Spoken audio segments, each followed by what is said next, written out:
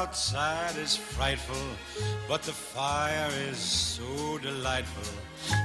Merry Christmas. We hope that this day is starting off great for you, and stay with us for the next hour because we're going to say Merry Christmas through music to a certain degree. You all listen to music on Christmas Day, Miss Laura Rogers? Oh, we sure do. We put on the Christmas CDs and enjoy that together. It gets me in the spirit, doesn't it you? Oh, absolutely. So some of your favorites coming on this and some of their favorite traditions. So we're going to get you in the mood with music. So if you've got us on in the kitchen or as you're opening gifts or something like that, what are your favorite traditions that you remember, I guess, growing up? Well, Christmas Eve, we go to church, and then we come home, and we open a few gifts on Christmas Eve. We just do that to, you know, too. whet your appetite for the gifts, right? We usually say one and see if that lasts, Yeah, right? you open one, and then, oh, I want to see what's in this package. So we do that and just spend time together by the fireplace. I know it sounds really corny, No, but it it's sounds just nice. It because- is. It's very nice. And it's like this, all electronics away, because that really is the time just to enjoy each other, the conversation, and all of that Disconnect. kind of thing. Yeah. So who do you have, you go to whose house for Christmas? My parents' house. We're there on Christmas Eve and Christmas morning, and it's interesting how traditions change as you get older because cousins marry yeah. and move and have children and have their own families. So, as a child, we traveled a lot, going to different places, but now we pretty much stay at my mom's house and Which just is enjoy nice. the day and don't together. You know she loves that. Everyone's coming Yeah. to my house today, so it's going to be a full house. So on this special day, as you might be spending time with your family, let's remember there are some people out there who are struggling today, and that is where Angie Fenton comes in with a special place, trying to keep families together, trying to find new homes for others. Here she is from Sunrise. Sunrise Children's Services helps children in crisis shine all throughout Kentucky. At their Woodlawn Center, located in a beautiful setting in Danville, Sunrise provides psychiatric residential treatment for boys ages 6 to 18. Whether coming from a background of abuse and neglect or from some other family crisis, the boys find help, healing, and strength through passionate caregivers like Miss Johnny. I know that working with your more typical child is important. It's extremely important. But I wanted to touch the lives of children who were in deep, dark situations and in pain. Does it look like a pig nose? Among those children are Elijah and Andrew. How does Miss Johnny make you feel? Happy. Happy. I love Miss Johnny. We see children who have been abused in ways that you or I could not imagine. We really could not imagine it. We also see children whose parents have not understood how to discipline, so they have grown up sort of on their own, and they don't know how to behave in social settings. Miss Johnny says sometimes the children are unfairly pegged as bad kids, when that couldn't be further from the truth. 6-year-old children do not become bad people. They've not had time to become bad people. They have been injured, they have been damaged, they have been hurt. If we come together as a community, as a people, as a nation, we can make a difference in these children's lives. But as long as they are looked at like they're bad children, come from bad families, and they're just bad people, we're not going to make any difference. And we have to make a difference. We cannot continue to throw our children away. The most important thing we can do to support children like Elijah and Andrew is to let them know we care. We have got to come to understand as a society, all of these children are our children. You are a child with difficult issues, situations, problems, but I accept you. Did you make your bed up this morning? It's difficult to eventually part ways with the children after forming such a strong bond. The hope is we did enough. That's always the hope. We did enough. Working with kids and teens who have been through so much in their short lives is emotional and heartbreaking. But Miss Johnny says the reward is the end result. It makes everything that we go through worthwhile. I have seen children come in, and when they leave, they're in a much better place than they were when we got them. And all the hard work, it was worth it. For Great Day Live, I'm Angie Fenton.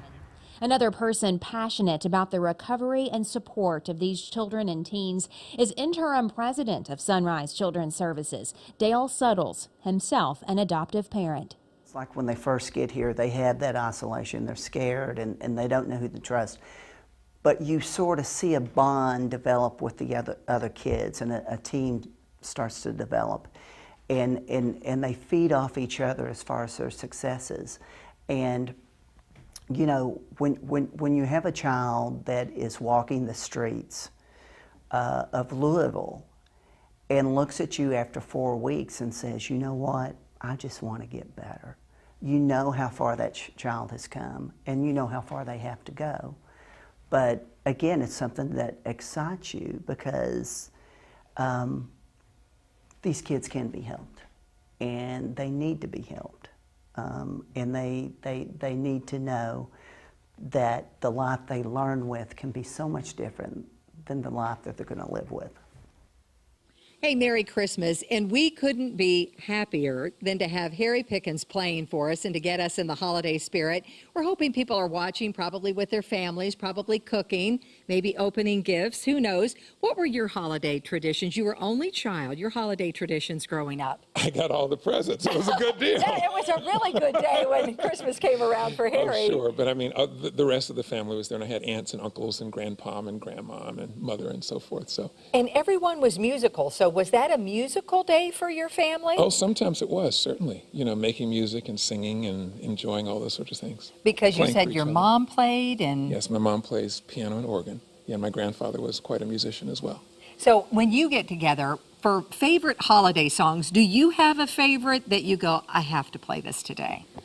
Well, the one I'm going to play today for you is one that's my favorite. It's a family favorite, and many, many good friends enjoy it. It's Oh Holy Night. Oh, and did you say that was your mom's favorite as well? It's one of her favorites as well. So this is for her as well? Absolutely. This is for you, Mom. And tell us her name. Harriet. Oh, we hope We're Harriet both is. named for my grandfather. Oh, how wonderful. Okay, well, we're going to let you play. And Merry Wonderful. Christmas. And thank you so much for joining us today. Thank you so much, Really Rachel. appreciate it. Take it away.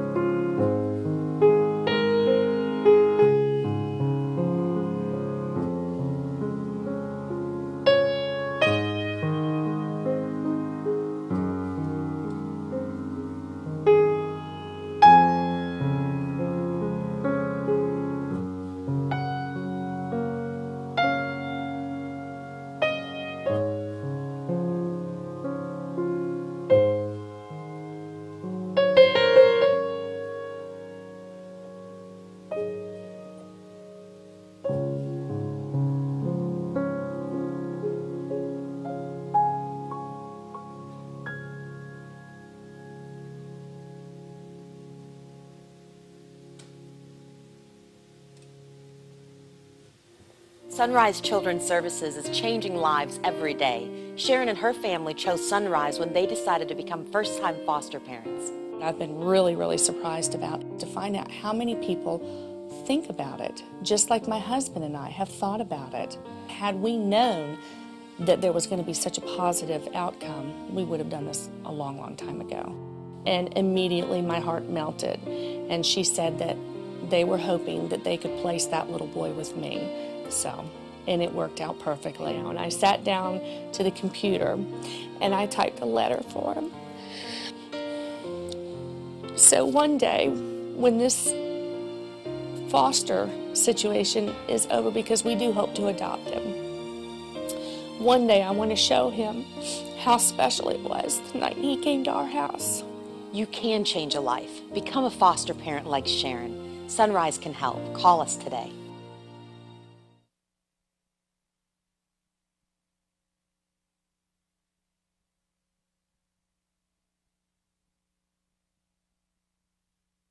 One person the children of Sunrise can count on, his name is Kenny Williams, and Kenny is the Vice President of Community-Based Services, experiencing many Christmases at Sunrise. You've been there nearly 20 years, and just talking to you here in the few minutes before we started the interview, I mean, you just light up when you talk about your job. You love what you do. I do. I have the absolute best job in the entire world, and I am so very thankful for it. What is it that you love so much about working with the children of Sunrise?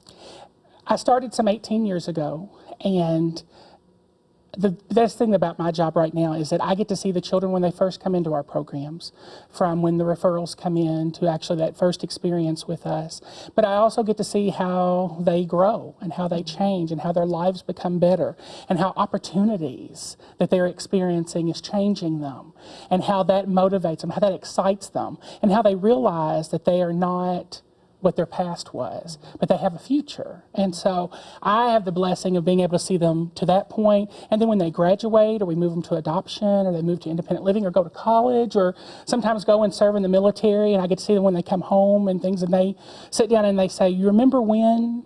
And so, you know, that's the experience that I get to experience every day. Celebrating all those big milestones. Very much so. Very much so. I do a lot of weddings, I do a lot of graduations, a lot of baptisms, a lot of different things. So it's a blessing every day. Wonderful. So this is Christmas Day, and we're thinking about our blessings today. So what is Christmas like for the kids at Sunrise? We try to make every day very special. And we try to make every day an experience for our children. But at Christmas, we all have the opportunity to take a pause and to help them begin to build family traditions of their own. And a lot of times people don't realize that, but children that come from abuse and neglect and exploitation, Christmas hasn't always been a positive experience. A lot of times there was no Santa. A lot of times they were fearful and were just scared to wake up that morning, just like every morning of their life. So this was just a fantasy to them. But we make it a reality when they come into our world. We try to explain to them why we love them, and we show that to them. We have some phenomenal donors and churches and people out there that want to help them experience that first Christmas sometimes, some of that happiness and that excitement. Sometimes we have kids that are really confused, though, because they've never had a tree in their living room. They've never had presents underneath the tree with their name on it. And that's what a lot of our kids long for. That's why a lot of our kids, it's so foreign to them that it's hard for them to believe, because they desperately want someone to love them and take care of them and care for them so much that those people are willing to put their report card on the refrigerator or their picture up on the wall or a present underneath a tree. So we kind of take pause at Christmas, like every family and every organization, one, to be very thankful for the reason for the season, but also to make sure that our actions mirror our words so that we can help them start building what their life can be and what their experiences can be, because they're going to grow up. They're going to have children of their own. And so we want them to realize there's happiness involved. And it is not, again, it's not what their past was, but what their future can be, ma'am. Well, thank you so much for being here with us today. It's very heartwarming to hear you tell these stories. And I know a lot of people want to support what you all are doing there at Sunrise Children's Services. So you can learn more about how to do that at sunrise.org. Sunrise Children's Services is asking you to open your heart to foster care. Sunrise will provide you training with a dedicated and caring team of professionals who will support you 24/7. Many can offer their own personal experiences. Kenny Williams is a member of the Sunrise staff and a foster parent. I don't see any child as unlovable. I don't see any child as unadoptable. I don't see any child as anything other than the prince and princess they're going to be someday. There's no perfect family. And sometimes people think, oh, well, we're not rich enough. Our home's not big enough. We don't have nice enough furniture and things like that. And I tell our foster parents every day, we're going to see each other at the best of times, we're going to see each other at the worst of times. But the most important thing is that you're there and that you're willing to step up and that you're willing to say, I want to help a child in need. The Sunrise staff can help you become a foster parent or an adoptive parent. Become a part of the Sunrise family.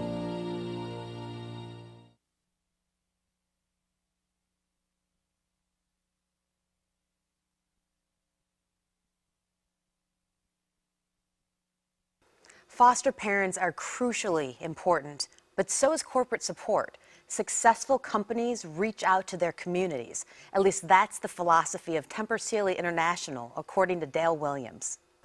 Sunrise as a organization is meeting kids' needs that are going through some of the most difficult times that any of us could ever imagine.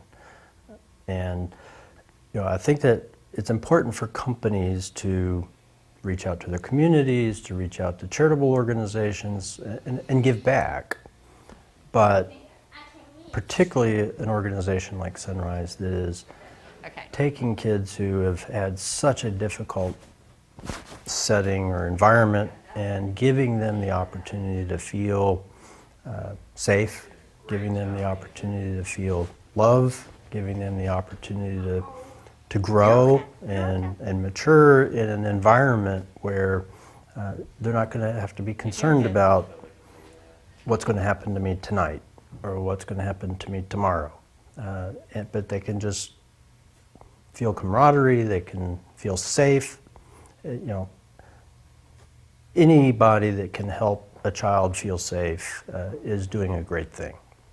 And so that's why we like Sunrise. That's one of the reasons why we're so supportive of Sunrise. And I would absolutely encourage other companies that are in the area that can provide something that benefits Sunrise, whether it's money or product. It's a great organization that is really helping take care of children that have come from a very difficult and troubled background. And that corporate support from Tempur Sealy is so crucial to the mission at Sunrise Children's Services, really helping them fulfill what they are doing for these kids. Amanda Foster joins us from Sunrise. We talked to you many times before, and you have been Santa's special helper. You have been so busy shopping for Christmas gifts for these great kids. I have. I've been an elf the last couple of weeks, shopping for some of the kids. We get a lot of great sponsors and donors who gave a lot of gift cards and money for us to actually go do the shopping for our kids. So last week I had a list of 18 girls and 15 boys that I went shopping for. So I, had my list and I went trucking into the mall to fill up my little Explorer. You were on a mission. I was, right? I was. I would be so overwhelmed if I had all of that to do, but then I know it's fun too because you are anticipating how excited they're going to be when they open these presents, right? Absolutely. I wanted to make sure that I got everything on their list exactly the way they wanted it, down to the favorite color. So I had my list, and believe it or not, it was quite easy because I'm a little OCD, so I separated it into little lists, and I said, okay, this is the number of shoes I have, this is clothing, this is this, and I went into some of the shoe stores and walked out with about 10, 15 pairs of shoes, so that was quite fun. I wish I'd had you to help me do my Christmas shopping. Amanda, that would have been very helpful. So what are some of the popular things that the kids asked for? Well, the teenagers especially, the Vans are very popular this year. With the boys, always a pair of Jordans. They always want a pair of those. Cool. So, you get Toms, a lot of shoes are popular, and then clothing as well. They just want Hollister, American Eagle, the cool things stuff. that typical teenagers want, yes.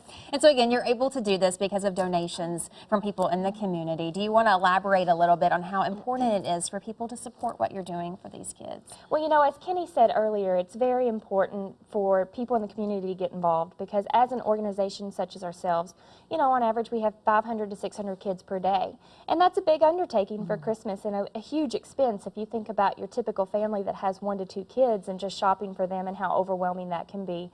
when you have 500 to 600, it really piles up. So any donation or support from the community is very important to us. I know something else that's really great is the big Christmas party that Temper Seeley hosts for you. That was a few days ago. You were there. How incredible is that experience? Oh, it was amazing just to see the anticipation on the kids' faces, and Santa was there, so I got to sit beside Andrew, who wouldn't let me go, and he wanted to make sure that he got to see Santa. He had his picture taken with Santa, and then he wanted to make sure that I had my picture taken with Santa too, because I couldn't be left out. So just to see their faces and the joy that they got from opening the presents. And it means so much to Temper Seeley as well. They've been doing this for a while now. So here is Dale Williams again talking about how that is for his employees there at Temper Seeley. Well, the holiday Christmas parties can be, they're usually a little bit slow at the start. The kids are a little bit nervous and a little bit scared, but they come in and over the course of a couple of years, the kids that have been around for several years get to know some of the employees, and so then it becomes a reunion each year, and the kids are able to have a variety of games. Of course, they enjoy their presents, so they're provided the presents, they open them there, and so that's exciting for them to have had a list of things that they would love to get and to be able to receive a number of items, if not everything on their list. And so, that's also obviously going to be very exciting for the kids to get their presents, but then the interaction and the games that are there available for the kids to play, and the employees are playing with them. And we have a number of great people who interact great with the kids and try to have a great time with them, try to make sure they're enjoying themselves, whether it's playing ping pong, or we used to play basketball with them, or a variety of different games that we have available for the kids to play while they're there for the party.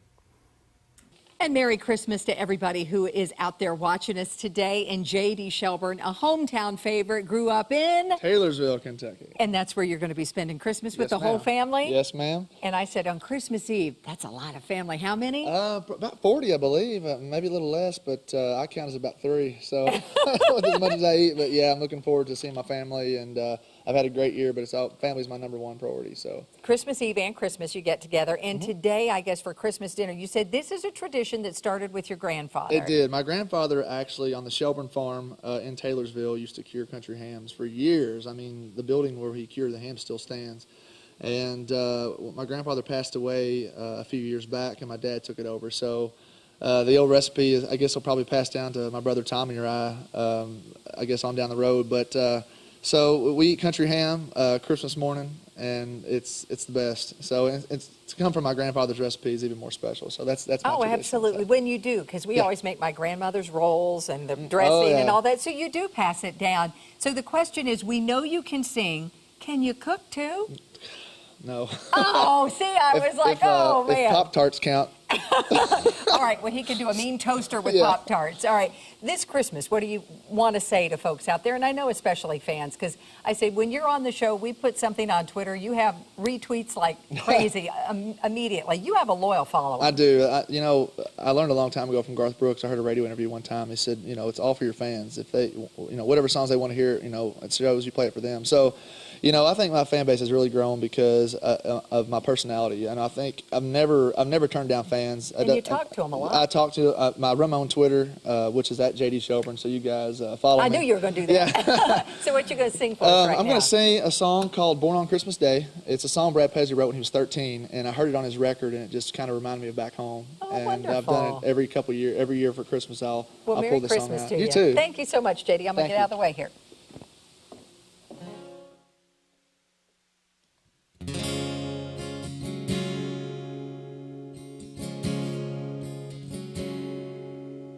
It was a cold and dark December night, but a star still lit the sky. Away in a manger, you heard a baby cry. It was a cry of the Son of God, a little baby boy, born in that manger to bring the world joy. So hush up, little baby, matter what you'll do, you'll bring the world peace and love and teach them while you do. You have nothing to fear because you know that God will lead the way. That little important baby born on Christmas Day.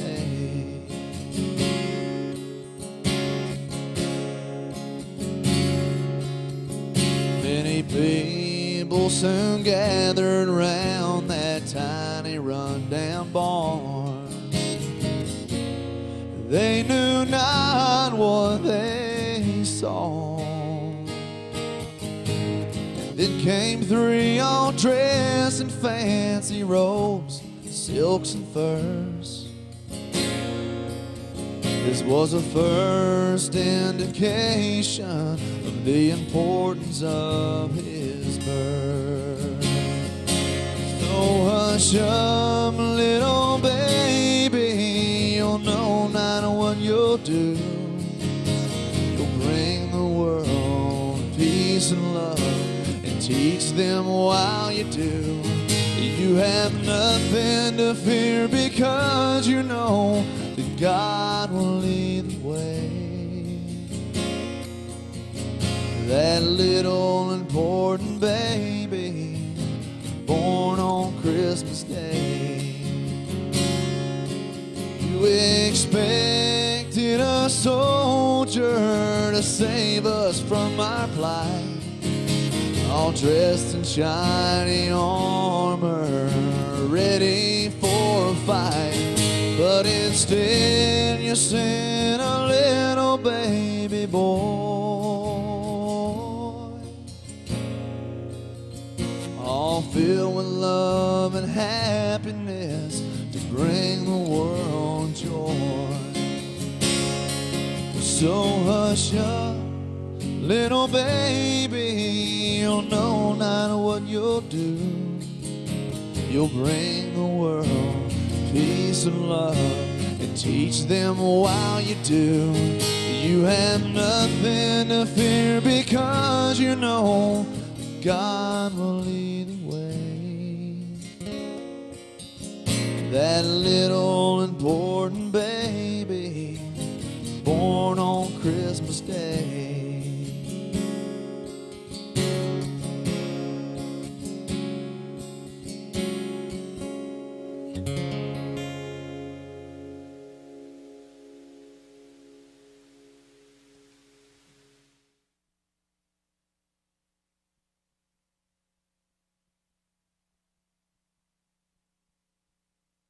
I really feel like that as humans, each and every one of us want to help in a critical situation.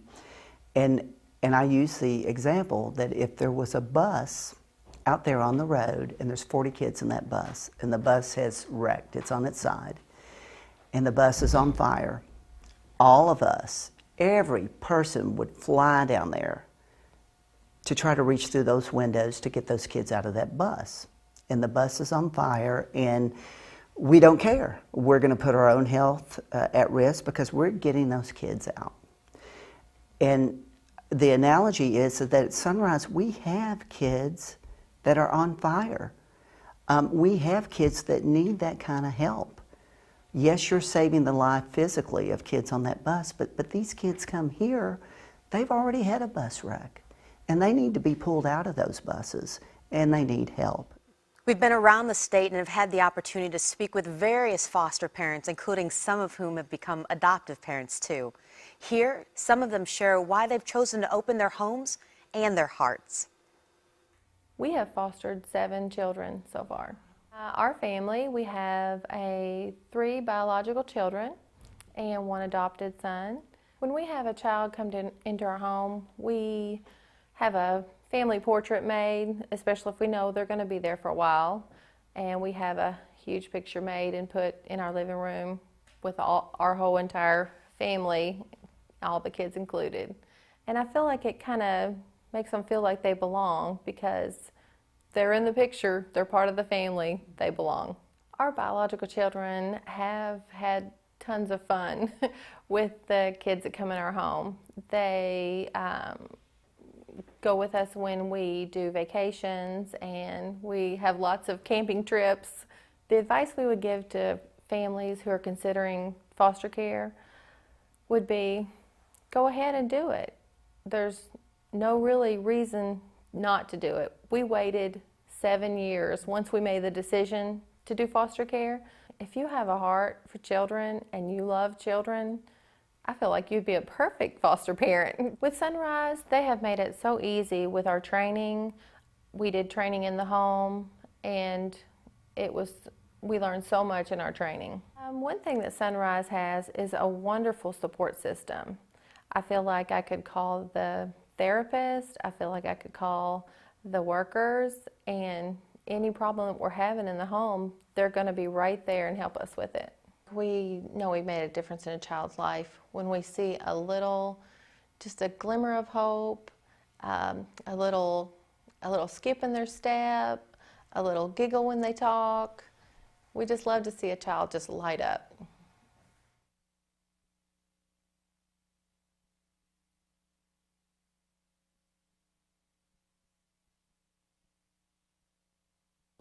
Even if you've been a parent for years, the idea of becoming a parent to a foster child may be daunting. When there's a history of abuse or neglect, how do you parent a child who has learned not to trust? Fortunately, there are people at Sunrise who will work with potential foster parents, and Erin White is one of those foster care trainers, and also you're a foster parent yourself, which I'm sure when you're meeting with people, that helps them to know, hey, you have experienced this and you know what these people are going through, right? Absolutely. And when we have talked with people that have been through the training, they rave about how well they are trained and how prepared they feel for foster care after going through that. So obviously you're doing a great job. Well, I hope so. What does that training include? It includes training about child abuse and neglect, obviously, but training about the practical things of foster care, how to prepare for a placement, how referrals and matching happen. We train about attachment and how to bond with a child who you're really playing from behind with, you haven't had in your home. And we talk about things like diagnoses and just the daily living of a foster child in your home. I'm sure you get a lot of concerns from parents that come to you and they want to do this, they have a heart for this, they love the children, they want to help them, but I'm sure they're nervous. I mean, this is a huge deal to do something like this. How do you calm those concerns and encourage them, yes, you can do this? Well, really, first off, you try to answer each person's practical concern, how they're thinking about their family and how this is going to impact their life currently. And there's a lot of that we can do, practical answers that we can give that encourage them. But then at some point, you've got to encourage them that this is something that you have to kind of have some faith that it's the right thing to do, to step out and really sacrifice on behalf of a child. So you fostered, is it a couple of children yourself? Yes, ma'am. And you went on to adopt one of those children, and now you have a baby daughter, a little girl. What's that experience been like for you to actually do that yourself, aside from the training? Yeah, it's really been amazing to get to be in the middle of the system, trying to help the children directly in my home, while at the same time seeking to encourage people to be involved in this very same thing, and be able to say, I'm going through it with you. You know, I understand exactly what's going on here. So. And you and your wife also have a 3-year-old, so you've got. You've got a fun Christmas ahead, that's for sure. But so again, how do you, if somebody comes to you and they have concerns, how do you help them move forward in this process? Yeah, well first off, I just encourage them to think about the current state of their home and their current responsibilities. What is it that they really are responsible for? The children in their home, the lifestyle that they have, and see how does that mesh into adding another person to your family. But then I encourage people, there's always going to be gray areas. Every child is different, so I encourage people really to pray, to make this a matter of prayer and really considering, is this what God would have me do? Is this something that I could be successful at that would be good not only for this child that I'm caring for, but it's going to end up ultimately being good for my family as well. Do you follow up with the parents later and say, hey, how'd it go? How is it going? Yeah, I really love when I get a phone call from one of the parents that I've trained, I'm not working directly with now, and get to hear their struggles and their joys as they work through those things, and get to hear I'm glad you told me that. Every once in a while, I wish you told me more about that, you know. Which helps you to go Yeah. on and know what you should tell, I guess, other people that you're training. Oh, well, next time I'll bring that up, Yeah, right? absolutely, absolutely. Well, I know this has been a rewarding experience for you, and I'm sure it is for you as you prepare other parents for that same journey. Yes, ma'am. Thank you for sharing with us today. We do appreciate it. And of course, you can learn more about Sunrise Children's Services and how to become a foster parent and that training at sunrise.org.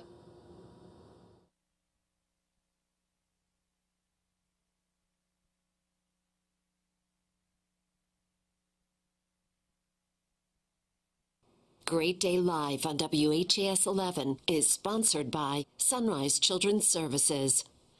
Christmas always a season of cheer and generosity, but there are people who honor that spirit of giving all year round. People like Ken Hunt, who owns a construction company in Paducah and who has made a significant difference for the children of Sunrise year after year. Ken, thank you for being here with us. Thank you. Appreciate that. So tell us about the golf tournament that you host every summer for Sunrise Children's Services. Well, about 5 years ago, a good friend of mine, Ted Hudson, came to me and said, you know, you need to get involved with Sunrise Children's Services. And I wasn't even aware of that they existed, what they did, and he explained to me what they did and what their mission was of providing foster care for children. And he knew, you know, we're good friends. He kind of knew I had a really soft spot, as most people do, for children, and I agreed to do it, and got the corporate community in Paducah behind the tournament, and we try to put on a first-class event. We try to keep the field limited so everybody has a good time, have good food, and have an auction afterwards, and we've raised a little over $200,000. Wow. So, yeah. That's huge. I mean, that contribution is so important to Sunrise, and I know they're very appreciative of what you do. Absolutely, and they're great people.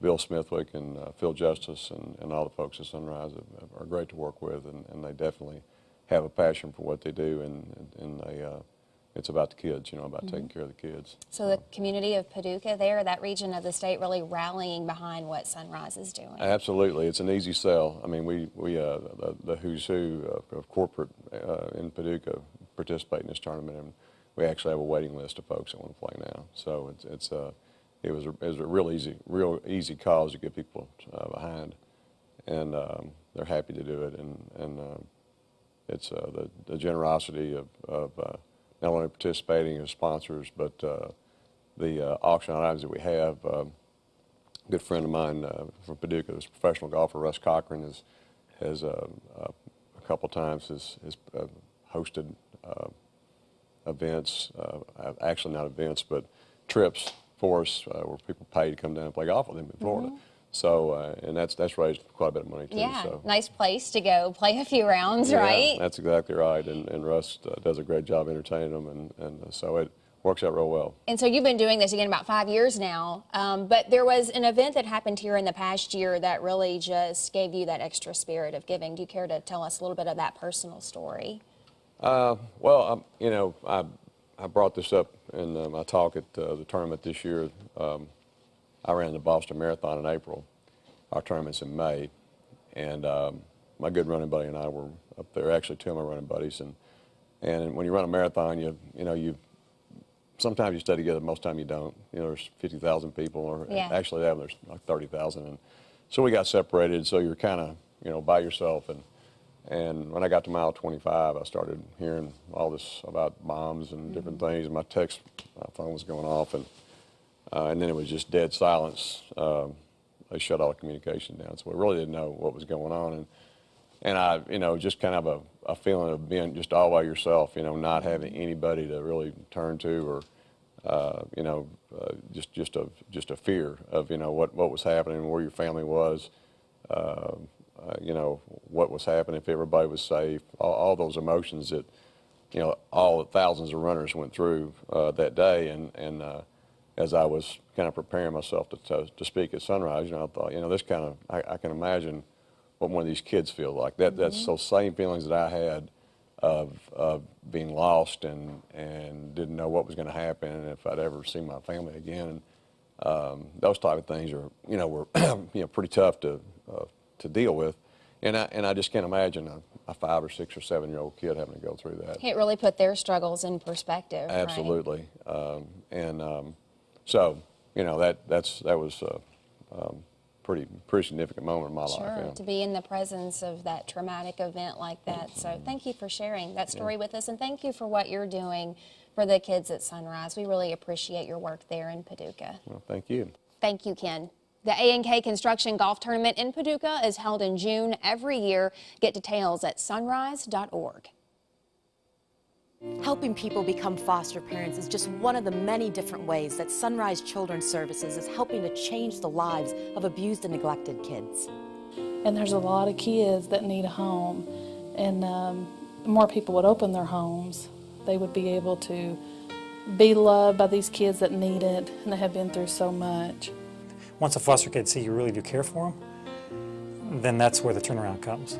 Sometimes they may call us mom and dad in 2 years, sometimes it may be a year, sometimes it may be a day. So, or maybe not at all. Or maybe not at all. But we want them to feel and understand that they're living in our house, they're a part of our family as long as they live there. And at any time if we need anything, Sunrise is always there. Whether they're a call away or if they need to come for assistance or guidance for the kids or us as the family, they're there. Let Sunrise help you become a foster parent. Call us today. You don't have to perform miracles, just be one.